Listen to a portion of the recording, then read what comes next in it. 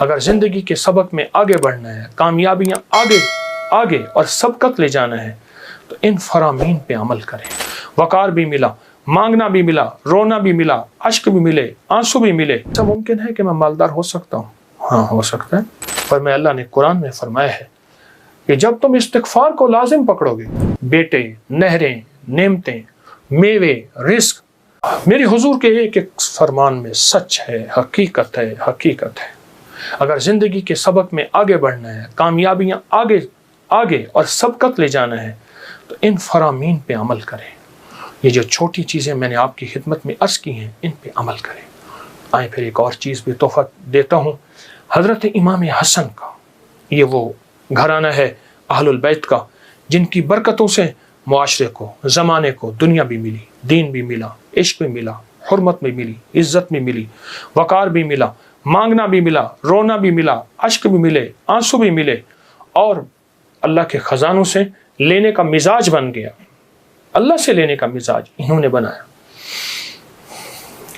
امام حسن بیٹھے تھے جو حضرت امام حسین کے بڑے بھائی تھے رضی اللہ تعالیٰ عنہ، سلام اللہ رضوان اللہ تعالیٰ علیہ اجمعین۔ تو آپ کی خدمت میں ایک شخص آیا، کہا کہ فصل جو ہے وہ میری بہت زیادہ، اس کی کھجور کی بارش ہی نہیں ہے، اور میں نے کچھ جو بیے ہوئے ہیں، کچھ فلاں چیز ہے، بارش ہی نہیں ہے، بارش کی دعا فرما دے۔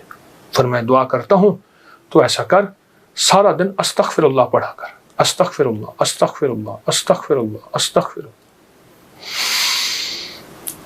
وہ چلا گیا۔ ایک اور آیا، یرسل السماء علیکم مدرارا،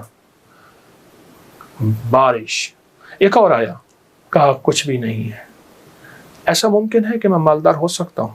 ہاں ہو سکتا ہے۔ تو فرمایا سارا دن استغفار کیا کر، استغفر اللہ استغفر اللہ پڑھا۔ ایک اور آیا، کہا گھر نہیں ہے، جھونپڑا بھی نہیں ہے، کہ مجھے گھر مل سکتا ہے؟ فرمایا ہاں مل سکتا ہے۔ فرمایا کیا؟ میں استغفار کیا کر، سارا دن استغفر اللہ پڑھا کر، بہت پڑھا کر۔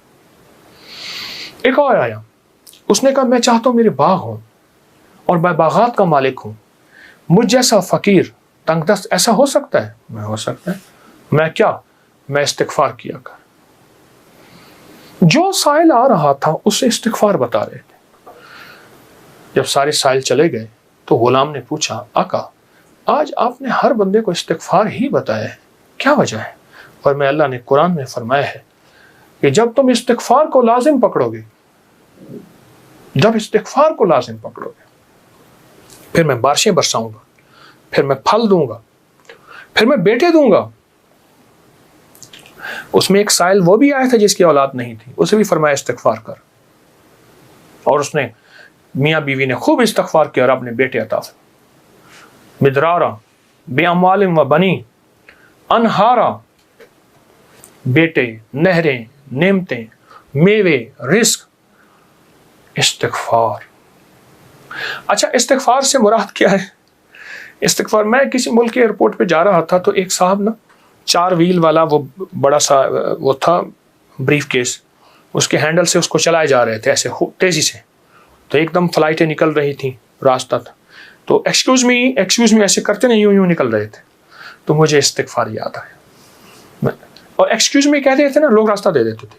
اچھا، جب بندہ استغفار کہتا ہے، استغفار کرتا ہے، ایسی راہیں کھل جاتی ہیں، ایسے راستے کھل جاتے ہیں، ایسی منزلیں آسان ہو جاتی ہیں۔ کیوں؟ فرمایا تم سارے کے سارے خطا کار، آقا کا فرمان ہے، مفہوم ہے، اور بہترین خطا کار وہ ہے جو توبہ کرنے والا۔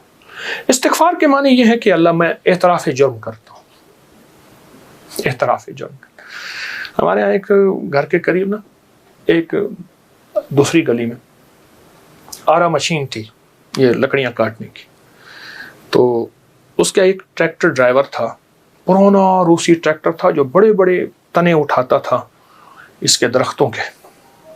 تو ڈرائیور جو تھا وہ ہمیشہ جو ہے وہ گاڑی اپنا ٹریکٹر درمیان میں چلاتا تھا، کبھی دائیں بائیں اتارتا نہیں تھا، پھر لڑائیاں بھی ہو جاتی تھیں، جھگڑے بھی ہو جاتے تھے، مار کٹائیاں بھی ہو جاتی تھیں۔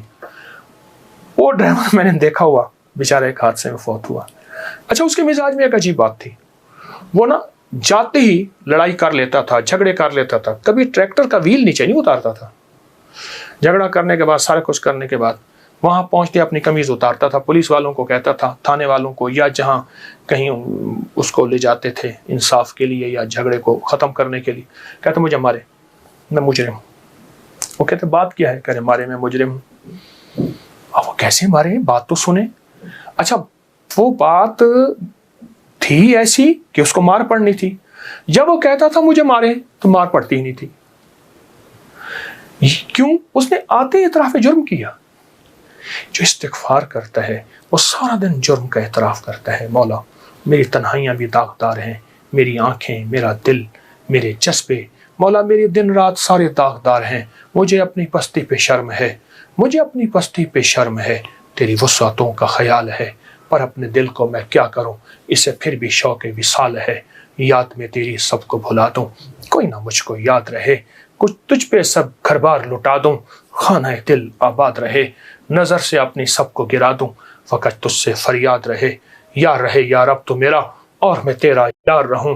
ہر وقت ذکر و فکر میں تیرے مست رہوں، سرشار رہوں. ہوش رہے نہ مجھ کو کسی کا، مگر میں تیرا ہوشیار رہوں. ہاں یہ استغفار ہے کہ مولا مجھ سے بڑا کوئی دنیا میں مجرم ہے ہی نہیں.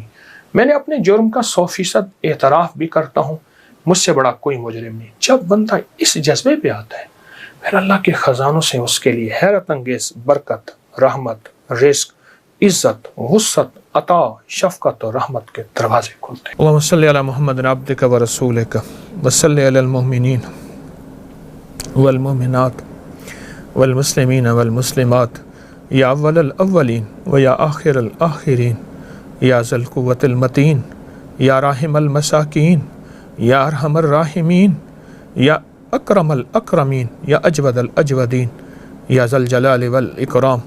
اللہم اغفر لی، اللہم اغفر لی وارحمنی وعافنی. اللہم اغفر لی والی والدی وللمؤمنین والمؤمنات والمسلمین والمسلمات الاحیاء منہم والاموات انک مجیب الدعوات نستغفرک ونتوب الیک. پروردگار عالم، جس طرح ہم یہاں جمع ہیں ایسے جنت میں جمع کر دے، خاتمہ ایمان پہ کر دے. اور جن کی مائیں ہیں ان کی آنکھوں میں محبت دے دے، الفت دے دے، ان کے بولوں میں نرمی اے مولا.